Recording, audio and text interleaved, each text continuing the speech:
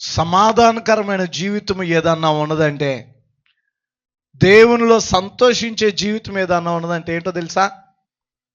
ఎవరితో ఏ విధమైన శత్రుత్వం లేకుండా సంతోషంగా ఉండటమే.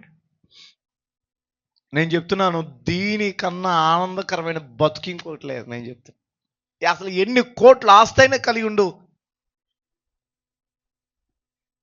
ఏమీ లేకపోయినా శత్రుత్వం లేకుండా ఉండే జీవితం ఉంటుంది చూసారా, ఇది వాటన్నిటికన్నా గొప్పది. ఇది మనకు కలిగే చిన్న చిన్న పరిస్థితుల్ని మనం తట్టుకోలేకపోతే దేవుని బిడ్డలారా, మనం దేవుని రాజ్యానికి ఏమి వెళ్తామండి?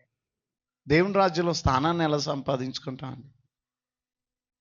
నువ్వు క్షమిస్తే 4 మెట్లు ఇంకా దేవుడు ఉన్నతమైన స్థానంలోనికి దేవుడు నేను తీసుకువెళ్తాడు. హల్లెలూయా.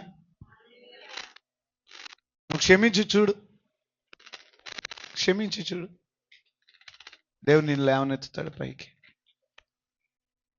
ఎవరినైనా క్షమిస్తా, ఆమెను మాత్రం క్షమించను. ఇగో ఈ మాటలు ఆపి క్షమించండి. కొలస్సీ 3:13 చదువుదాం. తనకు హాని చేసేనని ఎవడైనా అనుకుంటే ఒకరినొకడు సహించుచు ఒకరినొకడు క్షమించుకోండి. దేవుడు మిమ్మల్ని క్షమించినట్లుగానే మీరు కూడా క్షమించండి. నేను క్షమించును అనే మాట మనకు రాకూడదు, నీ నోట రాకూడదు. వస్తుందా? నువ్వు ఇంకా దేవుని బిడ్డ కాలేదని అర్థం, నువ్వు ఇంకా సరిగ్గా రక్షించబడలేదని అర్థం, నువ్వు సరైన మారుమనసు పొందలేదని అర్థం.